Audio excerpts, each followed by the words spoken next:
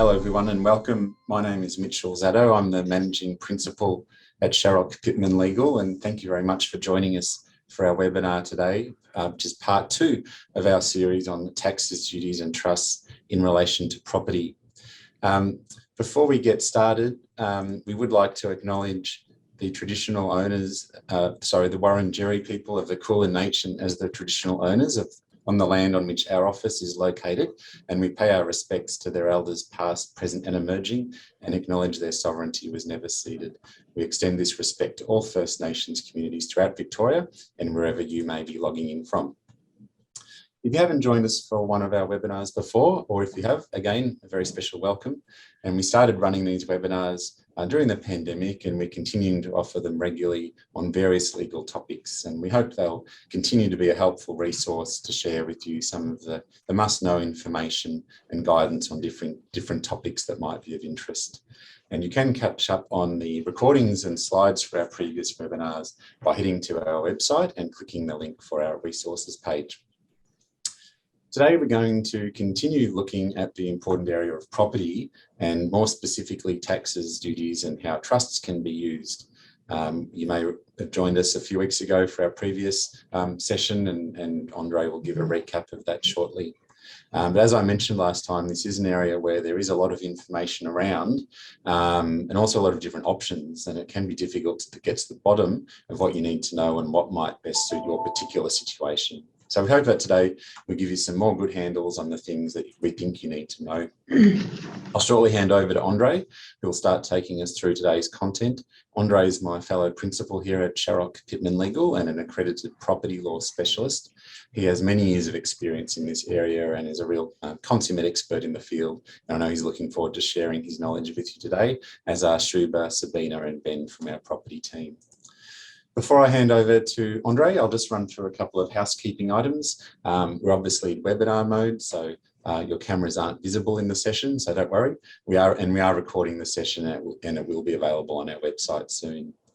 If you have any questions throughout the session, please feel free to type that into the chat box and we'll try to get through all of the questions as we go. We do have time for more questions at the end and we are conscious of everyone's time. So if we aren't able to answer all of your questions in the allotted time, don't worry, we will get back to you afterwards and we'll also share our contact details there again at the end of the slides. If you want to jot those details down, you can feel free to get in touch with us. Moving along, before we begin, we are lawyers after all, so forgive me, we do need to put up some fine print, and needless to say, we can only give you some general guidance in this session. Everyone's situation is very different and every transaction is different, so it's really important to keep in mind when it comes to your property ownership structuring, and do keep that in mind as we go through today's content. Before doing anything, make sure you do get some specific legal and tax advice, and feel free to contact us again with any queries about your own situation. And just another small note there, of course, we're talking about the law here in Victoria. That's particularly important when it comes to things like stamp duty, which is state-based.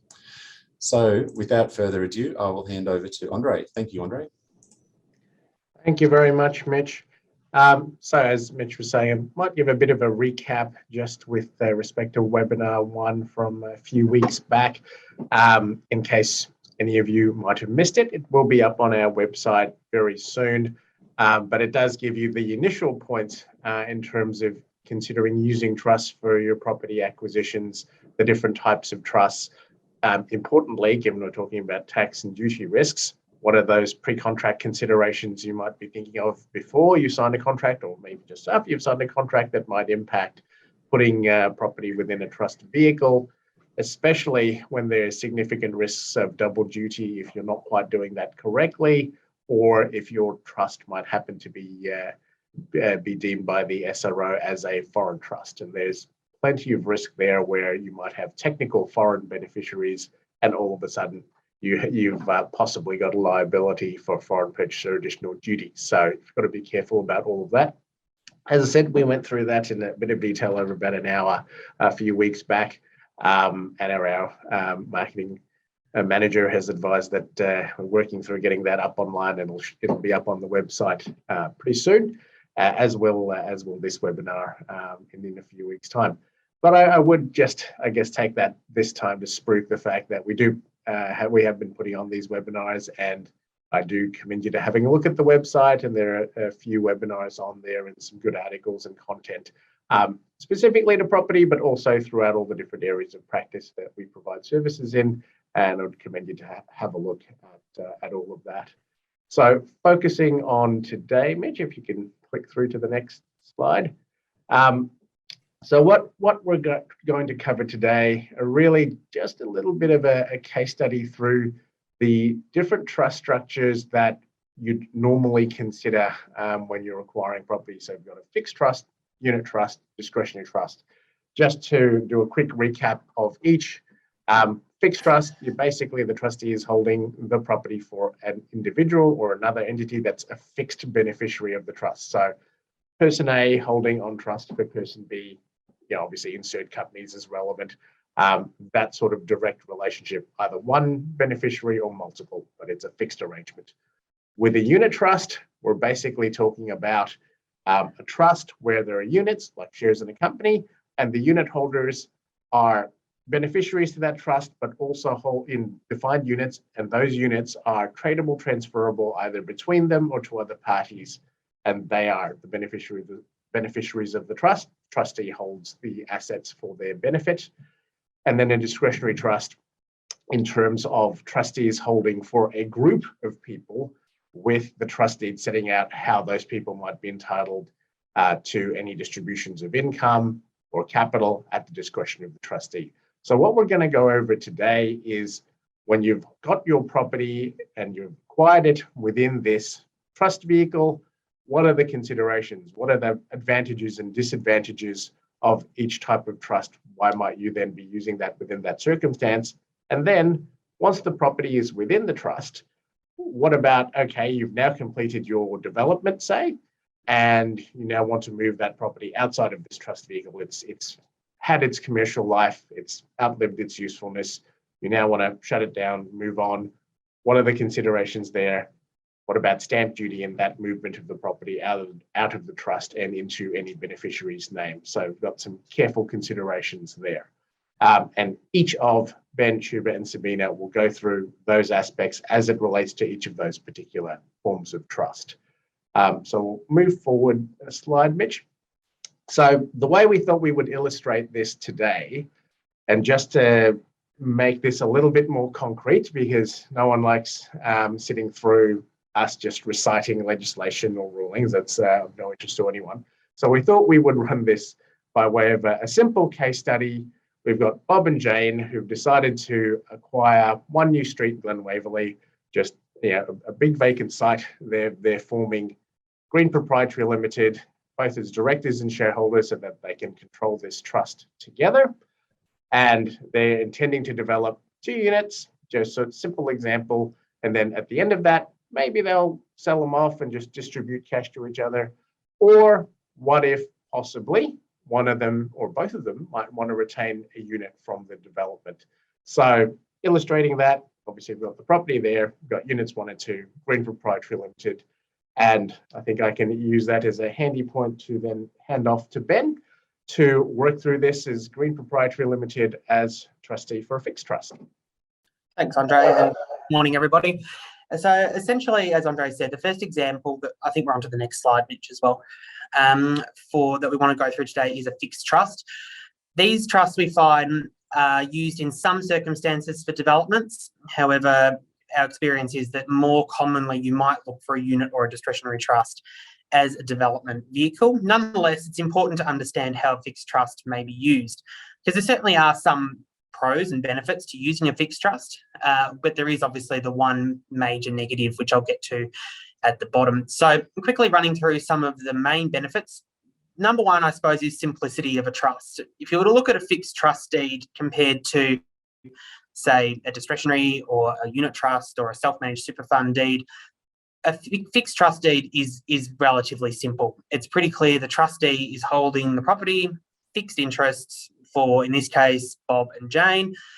For simplicity, Green Proprietary Limited is the fixed trustee, with Bob having 50% of the beneficial interest and Jane having 50% of the beneficial interest.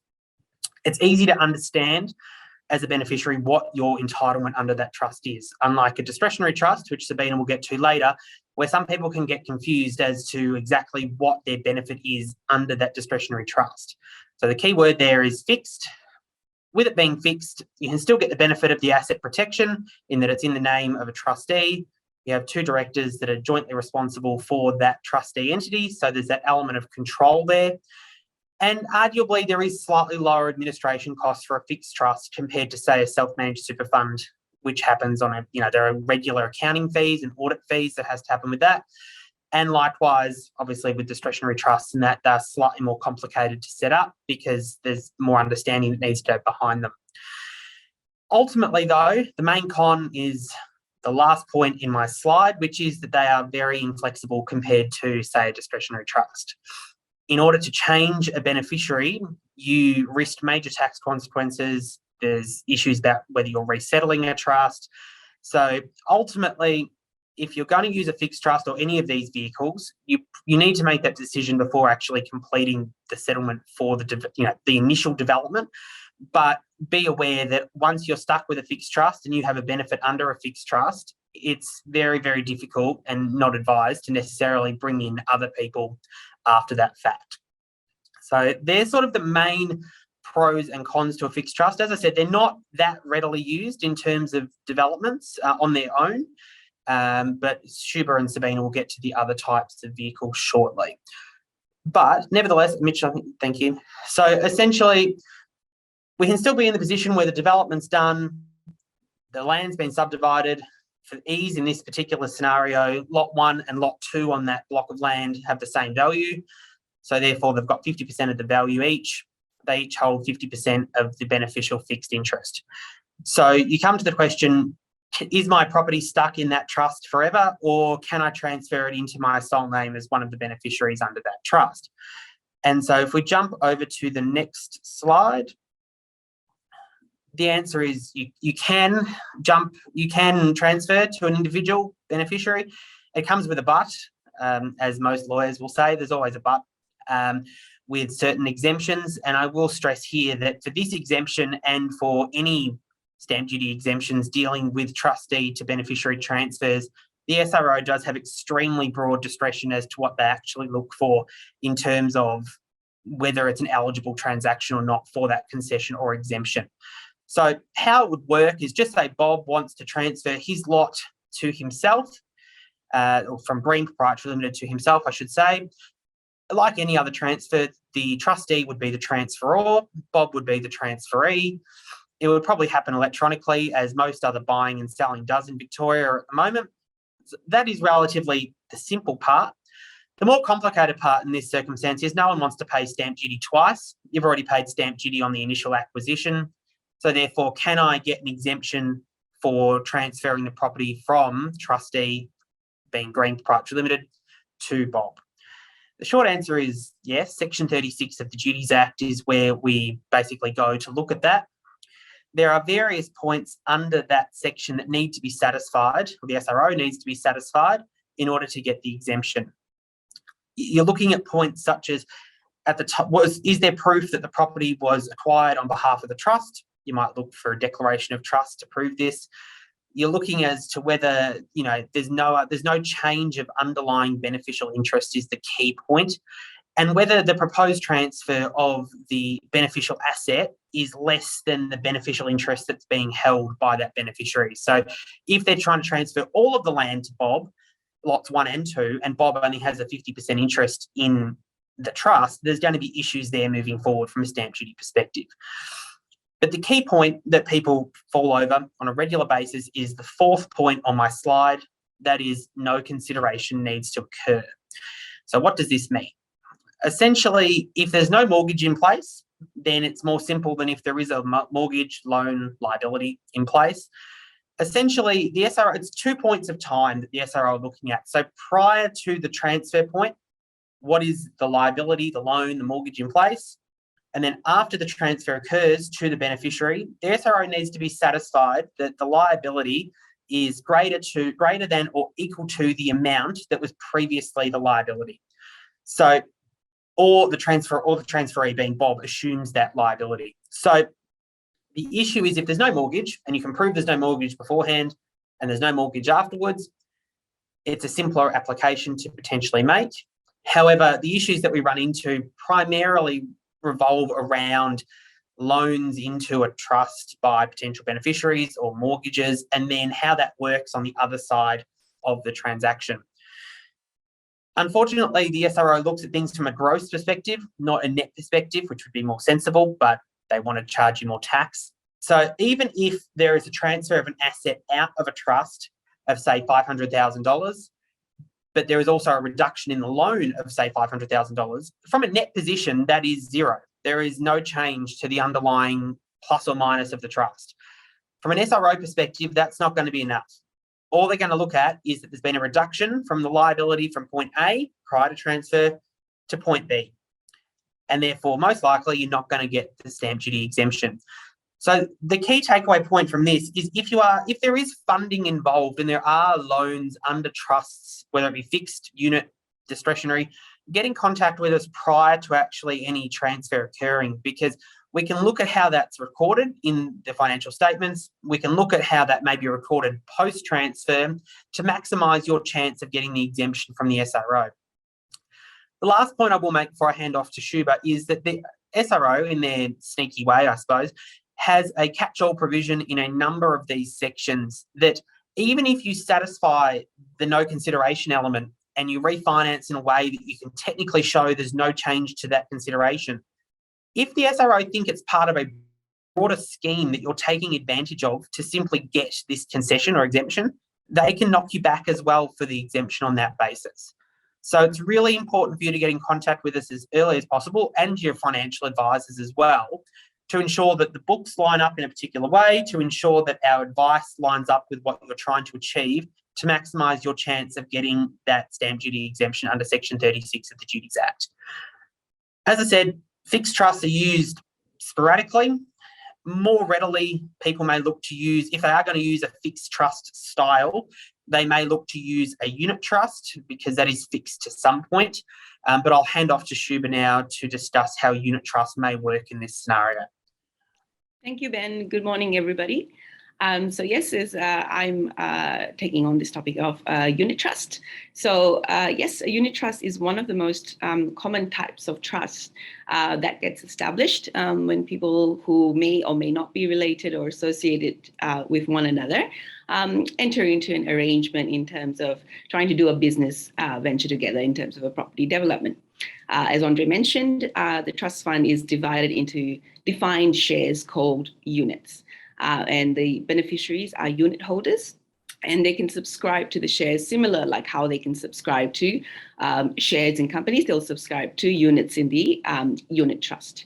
And the unit trust as well, you can add a bit more complexity to it by including different types of units with different rights attached to each unit. So in our example here, Green Pty Ltd is the trustee of the trust.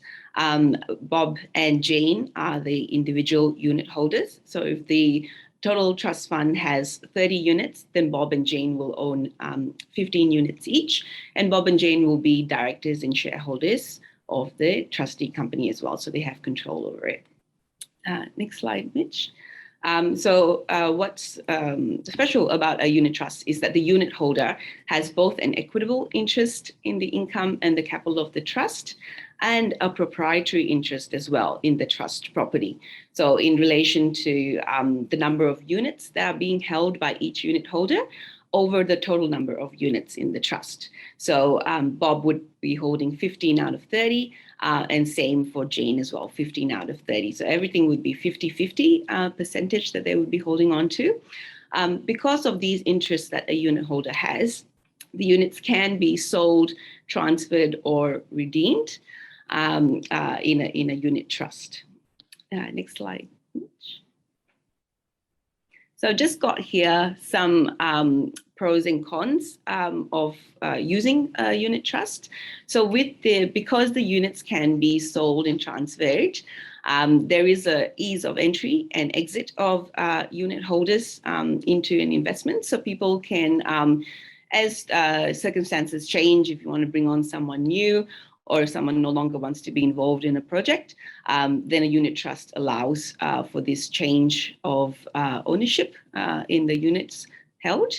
There's also asset protection that can be afforded for unit holders who have companies or trusts holding the units. There's also certainty in value of investment because you're holding the proportion of your units. Any profits or any income or capital that gets distributed is distributed in according to that percentage there, which is different to a discretionary trust. So you have a set percentage that you should have a return on. Also, there's also a unit holder agreement that can be put in place. And what that does, it helps the parties govern the relationship and responsibilities for the project. And everyone can have specified roles as to what they're going to be doing, and also how, if there's any disputes that arise, how that gets resolved, how there's transfers of units and things like that all get dealt with under the unit holder agreement. But mainly also it can include clauses of how the project is going to move along from once the property is purchased and how things move along there. There's also ability to get financing for property that's purchased through unit trust. So, the worst case scenario is that low doc loans are available. So in terms of, yes, there'll be higher interest rates there, but it doesn't stop a project from being able to be financed. Also, there's the 50% CGT discount that can be achieved if the trust holds the property for more than 12 months. Like on the flip side, any capital or revenue losses that are generated within the trust are not able to be passed on to the unit holders that are there. So these losses are quarantined in the trust. For unit holders that are individuals, there's unfortunately not much asset protection for them because of the proprietary right that a unit holder has. So if there's any issues with bankruptcy or anything like that, then these shares will form part of the asset pool of a potentially bankrupt person. There's also a chance that it could be classified as a managed investment scheme, which is where basically a group of people come in, pool in funds and sort of undertake an activity or investment together. If generally, unit trust, you try and keep it to, less than 10 investors there, but it's sort of, if it sort of goes over more than 20 people, then you would need to register it for with ASIC because it would be considered as a managed investment scheme. And then there would also need to be an Australian financial services license needed to be able to run it as a managed investment scheme. So it's always that should be at the forefront of everyone's minds, just to make sure that line does not get crossed. Next slide, Mitch. So in terms of transferring a property to a unit holder here, so there are different evidentiary requirements that the State Revenue Office requires with respect to applications that get made for transfers to unit holders. So it will vary if it depends on if the unit holder is a natural person themselves. Then there is a list of documents that are required. It becomes more complex when companies are involved and trusts are involved as unit holders. The SRO would want to see a greater variety of documents to establish that the beneficiaries of those unit holding trusts or companies were actually beneficiaries at the relevant point in time. So while you can get asset protection through the use of companies and trusts as unit holders, it does make it a little bit harder on this side in terms of when you're trying to move the property out. So the relevant section in the Duties Act here is section 36B relating to unit holders. The main elements that need to be satisfied is that stamp duty has already been paid by the trust on the purchase of the property, or the commissioner is satisfied that it will be paid shortly. The second limit is that the unit holder was a beneficiary of the trust at a relevant time. No consideration is paid, just like as Ben mentioned under his section as well. And that the dutiable value of property being transferred is in proportion, does not exceed the unit holder's interest in the net assets of the trust. So with respect to that, if there is a mortgage on the property, then the value of the mortgage can be taken to reduce the value, the dutiable value of the property, as long as the unit holder also then takes on a mortgage that is equal or of greater value. And the SRO believes that, as Ben mentioned, that that this is a genuine transaction, and it's not being done just to seek the exemption under the section. So with respect to the unit holder, I'll just jump back up to point B about whether the unit holder was a beneficiary of the trust at the relevant time. That is an important consideration. So if the trust was established and then purchased the property, it was the beneficiaries at that point in time who would then be entitled to receive any stamp duty exemption if they meet all the other criteria. If there was a change in any of the unit holdings between the time the property was acquired and when this transaction to a beneficiary wants to happen, then there is a chance that if someone was not a beneficiary at the relevant time, that this exemption cannot apply to them there. With respect to the no consideration being paid, again, mortgages and loans as well need to be looked at and considered properly. So as Ben mentioned, the SRO would consider those as falling within consideration being paid under that, and then which means that the exemption is not going to be applicable. So we'd have to consider all those issues and just make sure that if there is going to be any mortgage that gets paid out or set off, anything that is done properly, and that the exemption under Section 36C with respect to mortgages that are equal or greater than can be triggered with respect to that. The other limit that needs to be satisfied is that the value of the unit holding in the trust is reduced by the same amount as the dutiable value of the property. So you can't have, your cake and eat it all. So if you are obtaining property for a certain value, then your unit holding in the trust has to be decreased by that amount as well. So that limit would need to be satisfied too. Next. So in our exemption example here, so there's 2 lots and Bob and Jane now wish to each receive 1 lot for themselves. So if we just go through the the individual limbs here, the main exemption criteria, to see if they will be able to have access to this exemption or not. So because the trust here purchased the property and the unit trust was set up prior to the purchase being done, so both Bob and Jane were unit holders at the relevant time. So that criteria is ticked off. Sorry, could you just jump back to the previous slide, Mitch? Yep. So that's point B is satisfied there as well, that there was a beneficiary at the relevant point in time. Stamp duty has already been paid because the trust paid the stamp duty on the vacant land when it was bought before the development was undertaken. So over here, we've taken the simple example that there is no mortgage on the property. So it would tick off the no consideration that is paid.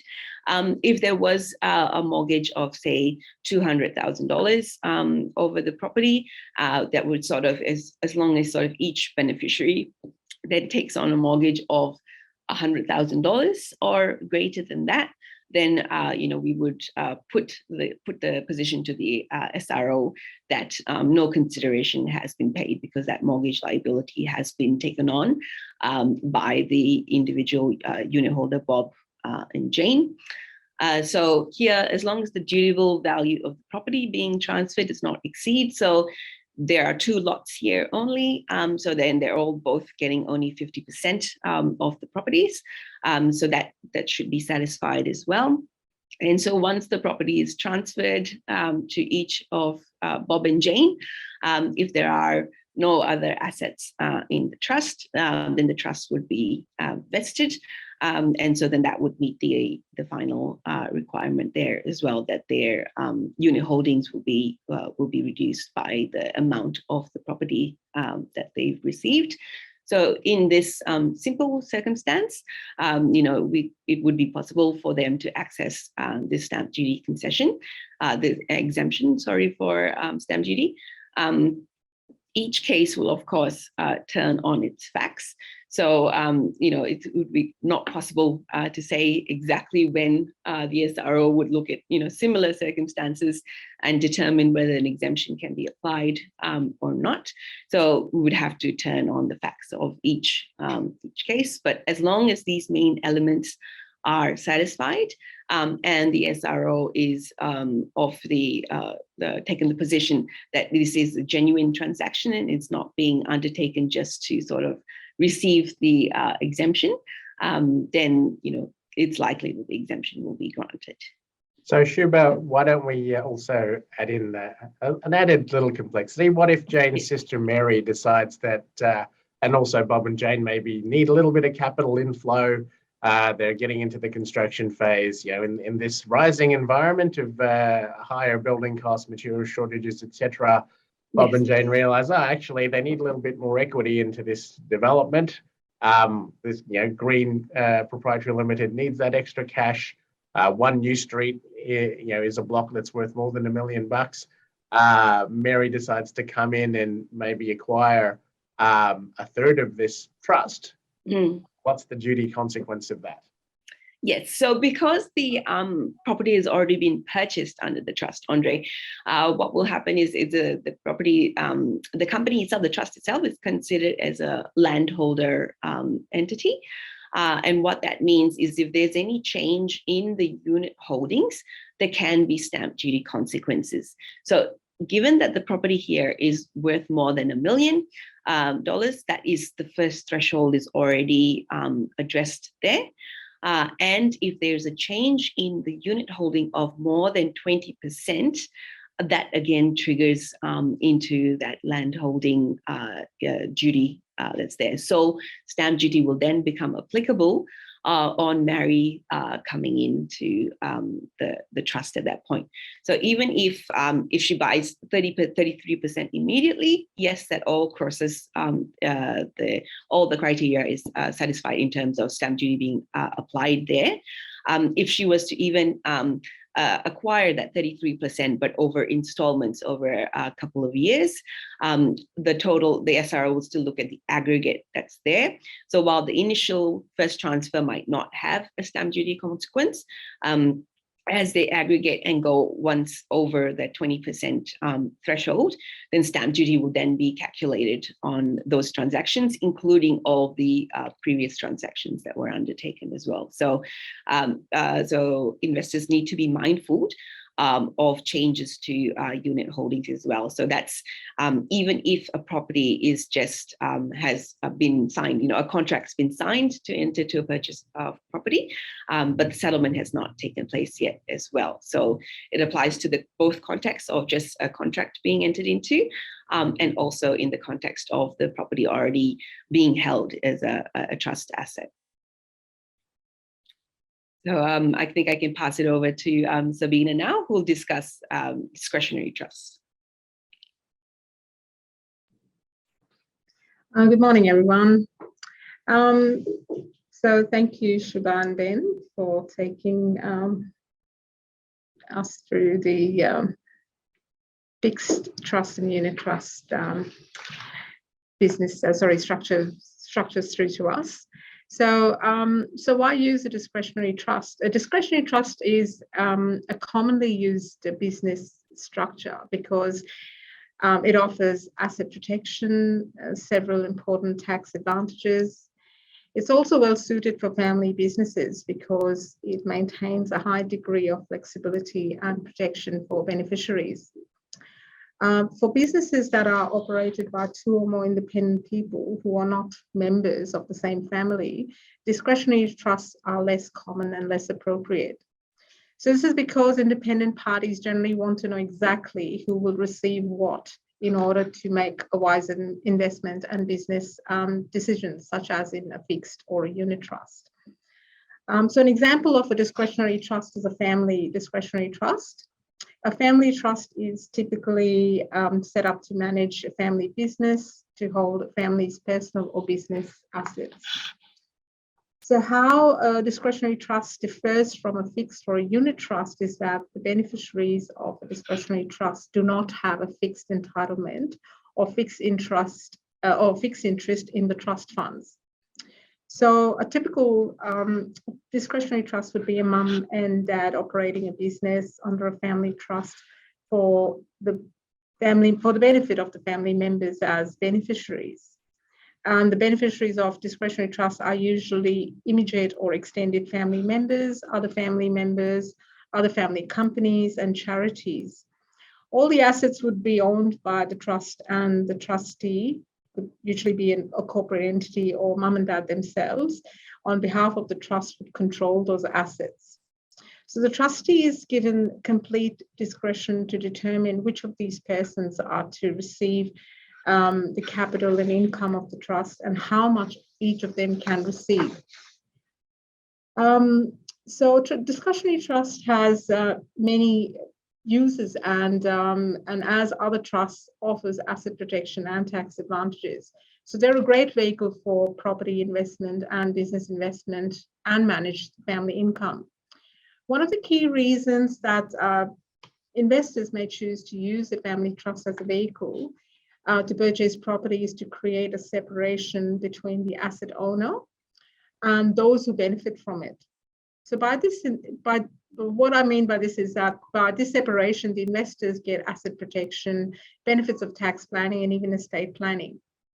The family trust has a flexibility to distribute any income generated from the investment property as they see fit. The trustee has the discretion to divide the income between the beneficiaries in the most tax-effective way each financial year. Can you move to the next slide, Mitch? So while discretionary trusts can be an attractive option for several reasons, they may suit some businesses and organizations better than they suit others. So here are a few listed pros and cons or advantages of and disadvantages of a discretionary trust. So the advantages firstly being that they allow control over the assets without legal ownership. As discussed previously, it can be an important asset protection tool against creditors. So if flexibility is important to you, a discretionary trust may be the best option. It provides asset protection so it can prevent a beneficiary's creditors from accessing key assets. Therefore, if a business is bankrupt, creditors won't be able to touch any property held in the discretionary trust. Secondly, it allows for the accumulation of assets for beneficiaries. So unlike some other business structures, discretionary trust allows for accumulation of assets for its beneficiaries. These assets, along with the capital of the trust, can be distributed to the beneficiaries without incurring significant taxation consequences. Then thirdly, just as discretionary trust offers ways to accumulate assets, they also have the element of flexibility on how this capital or income can be distributed. The trustees of the trust could use their discretion to change the allocation of the funds to certain beneficiaries without having to make any major changes. Also, they maintain complete control over the income and capital distribution. So if the net income is distributed by the end of each financial year, the taxes may be minimized. Other benefits are because the discretionary trust restrict and specify the trust beneficiaries, you may be able to simplify some of the reporting, such as the claiming of tax losses, debt deductions, and franking credits. Another tax-related benefit to operating via a discretionary trust is that the trust is entitled to discount on capital gains made on the disposal of assets held by a trust for longer than 12 months. Unfortunately, there are also several cons to discretionary trusts. Losses can get trapped. So if any of the trust assets end up running at a loss, the loss will remain trapped inside the trust and gets carried forward to later years. The losses are then offset against future profits.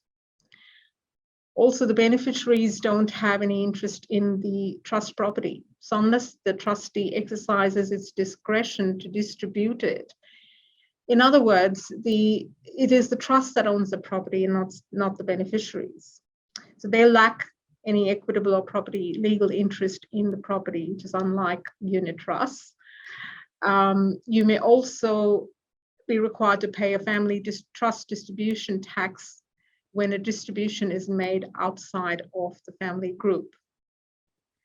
Also, discretionary trusts may be subject to regulatory burdens. So it can be frustrating because if you're running a business and you've got these additional compliance obligations to attend to, it can get frustrating for business owners when they have to keep focusing on the regulatory burdens attached to discretionary trusts. The next slide, Mitch. So using the same scenario in the case study, so in this instance, so say if Bob and Jane were husband and wife and they were operating their business through the Bob and Jane Family Trust, which owns the New Street properties, Unit 1 and 2. The trustee is Green Pty Limited, whose sole director is Bob, and Jane is the primary beneficiary under that trust. So in this case study, we're looking at if the trustee has decided to distribute as income the Unit 1 to Jane by transferring the Unit 1 in Jane's name. So what implications are of that transfer? So the first question that comes to mind is, will stamp duty be payable by Jane on the transfer? The short answer is no. Well, Section 36A, however, of the Duties Act states that no stamp duty is to be charged on transfer of properties passing to beneficiaries of discretionary trust, subject to all the evidentiary requirements that are sought by the SRO under that section are met. So as discussed in previous with the previous sections, 36B as well as with fixed trusts, Section 36C also has pretty stringent requirements that need to be satisfied by the SRO. They need to be completely satisfied that the property transfer is not part of any sale or arrangement which could be viewed as consideration.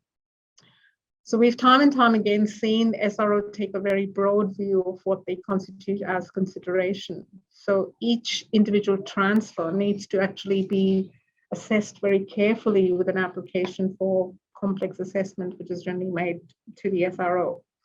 In addition to the above, if there is an existing mortgage or a loan against the trust, the SRO will need to be satisfied that the loan will not be forgiven as part of the transfer, but that by virtue of 36C, the beneficiary is going to take on the mortgage for a same or greater amount as that before the transfer.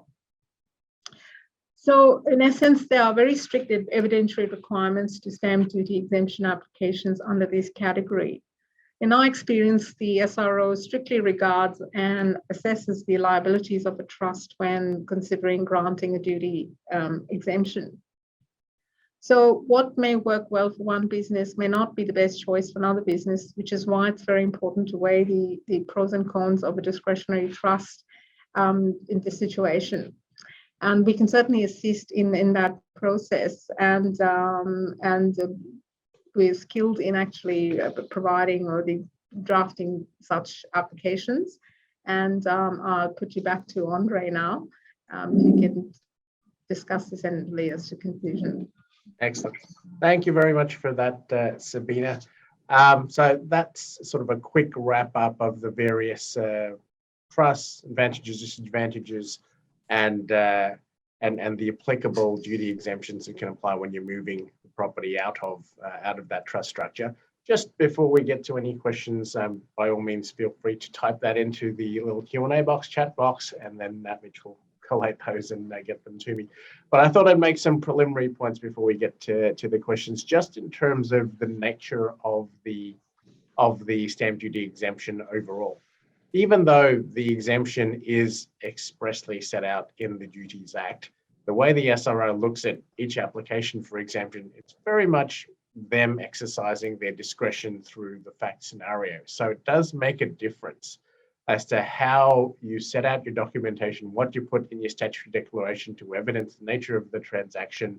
And you've got to really be focused on, as Ben said at the beginning, in terms of fixed trusts. It's a real point in time view of what's happening in the trust at this point, just before we move the property out of the trust and into a beneficiary's name, and then what happens at this point once the property is in the beneficiary's name. They're looking at it from a gross perspective at each of those points.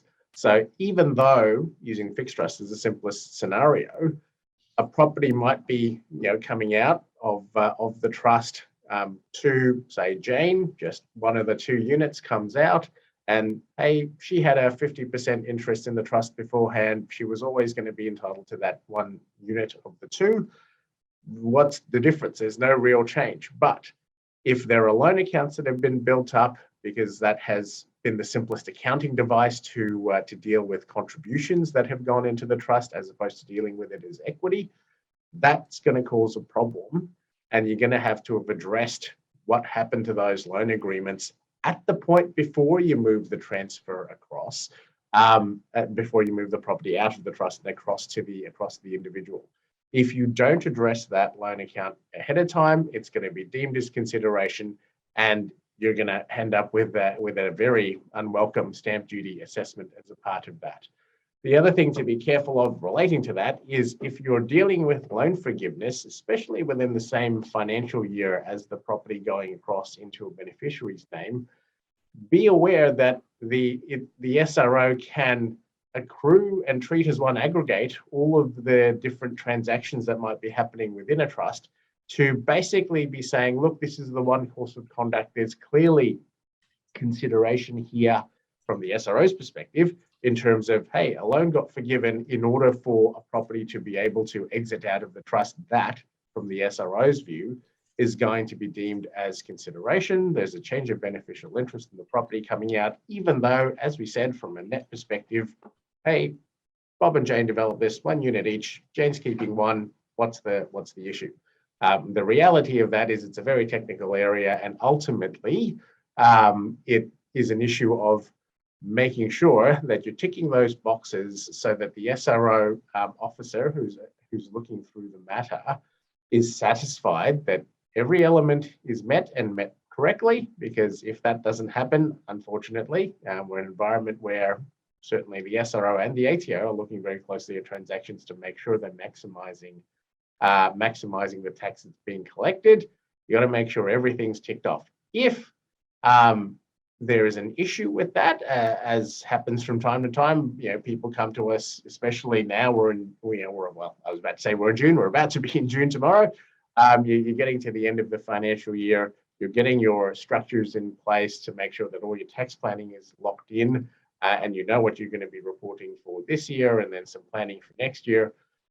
Sometimes we get this information a little bit late. It's June. Okay, what can we do about it? And in some respects, there's a good thing about that and a bad thing about that. The good thing being, look, at least we're thinking about it now. We can address if there are loan accounts. We can address if there is a possibility of consideration being found and no duty exemption there. And we can work through what flexibility you might have, especially, say, in a discretionary trust mode, to dealing with this asset so that you can eventually, and maybe through a couple of steps, get it to where you need to be with the least tax outcome. But obviously the bad thing about that is if you're all trying to do that by the end of June, we are very fast running out of the time to be able to do that. So if there are issues there with liabilities, and it's not just loan accounts, but liabilities that are remaining in trust that have to be addressed in order to get assets out, it's best to obviously clear those off, ideally in a previous financial year and unrelated to the transfer of the property, just to make it nice and clean that when the property comes across, there is no consideration.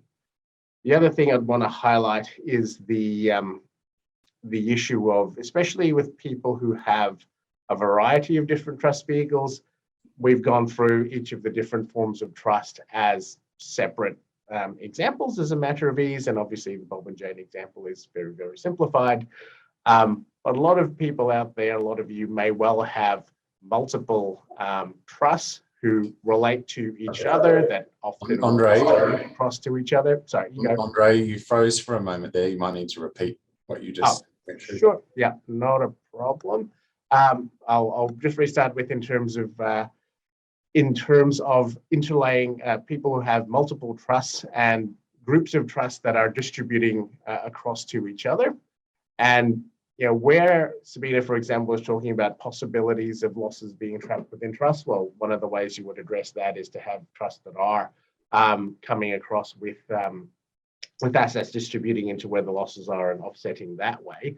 But you've got to be careful when you're moving the properties out across your different trust structures, because if you're trying to move it from, say, you've developed within this one trust, it's outlived its usefulness, you want to now move the property out to a different trust vehicle where maybe that's your asset holding trust, that's what you've set up, for your family's benefit, for your retirement. There are additional requirements in a unit trust setting, in a discretionary trust setting, as Shubha touched on with the unit trust and Sabina big on discretionary trust. There are additional requirements to what that trust has to look like so that that exemption is applied. You can't just have an endless ladder of interconnecting trusts that moves the property to somewhere completely unexpected from the SRO's perspective. Ultimately, you need to have a final layer trust where all of the beneficiaries of that trust are natural persons. So there are different requirements there to be met. I think we have a question there. Mitch, is that? Yes, we've got a question from Richard, and then somebody has raised their hand, so I'll try to get to that as well if you want to. Okay, no problem.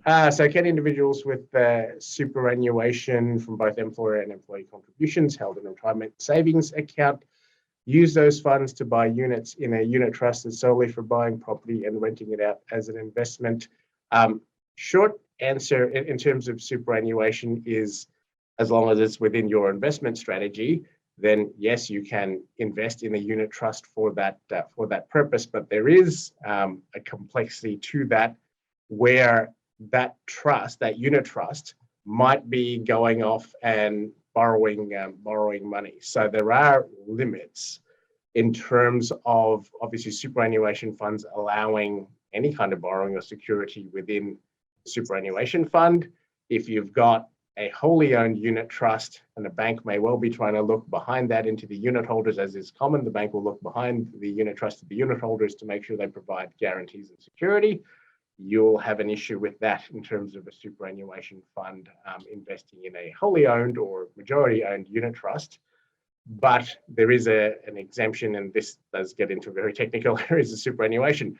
But what you can do is, if you're a minority unit holder within a property investing unit trust, even where there are those securities involved, and as long as there's no guarantees directly over the super fund, you have that capability to be investing into a unit holding, into a unit holdings within a unit trust that is for property investment.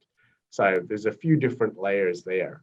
So there was a hand raised, I think. Yes, I'll just see if, Stephen, you've raised your hand. I'll just see if I can get you to be able to speak.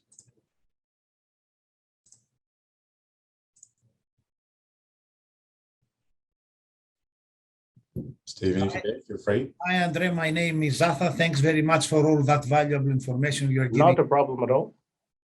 About the trustees. I had a small idea, but now my idea is getting wider. Just I would like to ask you something. Yes. Say there is a mortgagee sale, yes. And also on top of that, there is a caveat. Yes. At the sale time, the money is good enough for the mortgagee to be paid, good enough for the agent's fees, but is not good enough for the caveat. Yes. Can the caveat stop the sale? No. So in a mortgagee sale, any caveat, and I say no on the basis that the caveat is registered after a mortgage, In a mortgagee sale, if the caveat is registered after the mortgage, the caveator at the mortgagee, being say the bank, when they transfer the property, actually provide a different form of transfer document to Land Victoria that eliminates all of the subsequent caveats. So it doesn't matter how many caveats are after.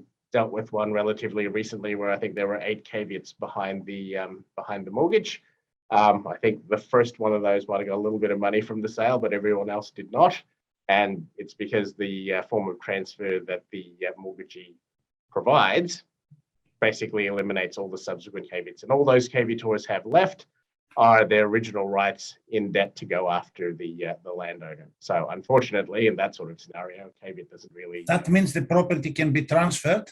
Correct. And all the caveats to be removed. Correct. I had a chat with one of my developers last week, and I was told if you want to secure the caveat, to put something like, I've forgotten exactly the definition, it was PPCR or PPRC. You can put something like this. I think you might be talking about a PPSR yes, security interest. That's effectively that's unrelated to land. That's a device to secure debt against an individual or a company, where you're securing their assets in the event of against their assets in the event of insolvency. That's a different situation, Arthur. If say there is a divorce case and the property is under the husband's name, then and the wife will put a caveat on that, then the husband can remove the caveat and to sell the property without the wife's signature.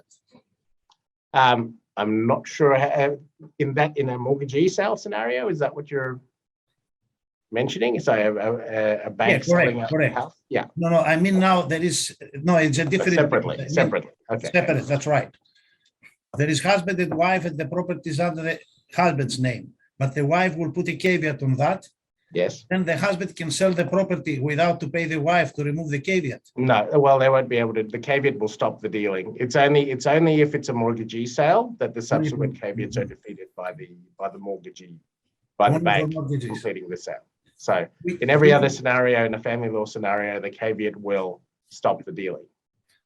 So, which actually, linking it back to trusts, it is relevant that, in this sort of scenario, if you're a unit holder, for example, of a unit trust, you end up in a dispute situation, you may well have rights to caveat against the property, similarly with fixed trust, but not the same with a discretionary trust, because in a discretionary trust scenario, the beneficiaries are only discretionary beneficiaries. The trustee has to decide whether to give them any capital or any income. So in a dispute sort of situation, you've got to be aware of that in terms of the difference, because a trust ultimately splits the control of the asset, the decisions on the property development versus those who are intending to benefit. So Mitch, I might just segue there, unless there are any other questions. I'll segue there. Thanks for your questions, Arthur. We'll have to leave it there just in the interest of time. Got one more. May, you've raised your hand. Do you have a question, May? I think it's still on mute, Mitch. Yes, May will have to unmute herself. All right. While May's unmuting, I'll just make a note about our next webinar within the property within the property context. It'll be in August, and we will talk a little bit more about moving, I guess, in a similar vein to trusts as we've spoken about now. We're going to talk about partition arrangements, and this is, well, using trust as an example, quite frequently trusts may partner up, and then instead of Bob and Jane buying a property together, it'll be Bob's trust and Jane's trust buying a property together, and maybe developing either, simple example, 2 units, same value, or as commonly occurs, it might be 5 units, you can sell some, you're going to keep some. What are the alternatives there in a partnership scenario to address stamp duty and restructuring afterwards? And then linking into that, what about development agreements and arrangements where people are providing those development services? What do you need to codify within a development agreement?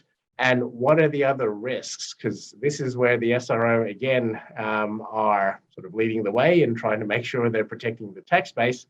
What are the risks if you're not drafting those correctly? What if someone is getting an economic entitlement from the SRO's perspective from this property development? You may well be opening yourself up to stamp duty. And not only, even if they're only getting a $100,000 benefit out of a $2 million development, if you don't draw up that agreement correctly, you may still be running a risk as that person receiving $100,000 of having a duty assessment equal to the total value of the project. So there are a few things there to be careful about.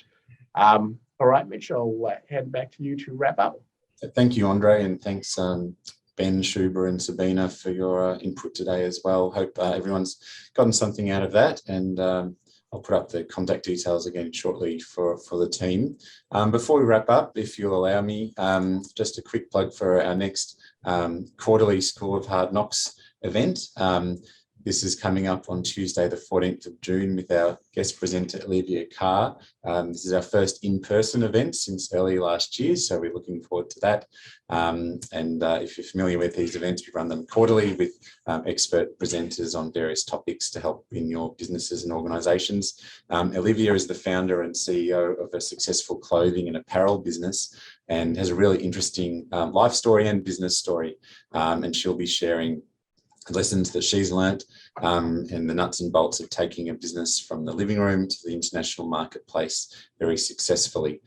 She'll be talking about being bold and taking risks, knowing your numbers, cash flow, lessons from the pandemic, and also how success can lead to failure without balance. So I've heard Olivia speak before.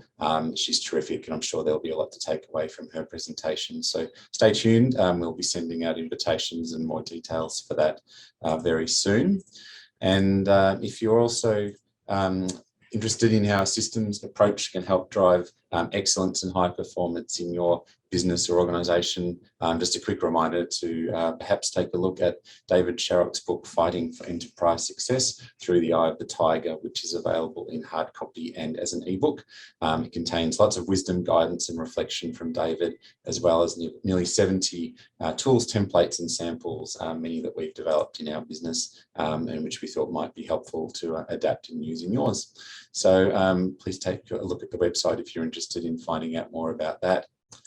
Now, finally, that does bring us to the end of today's event.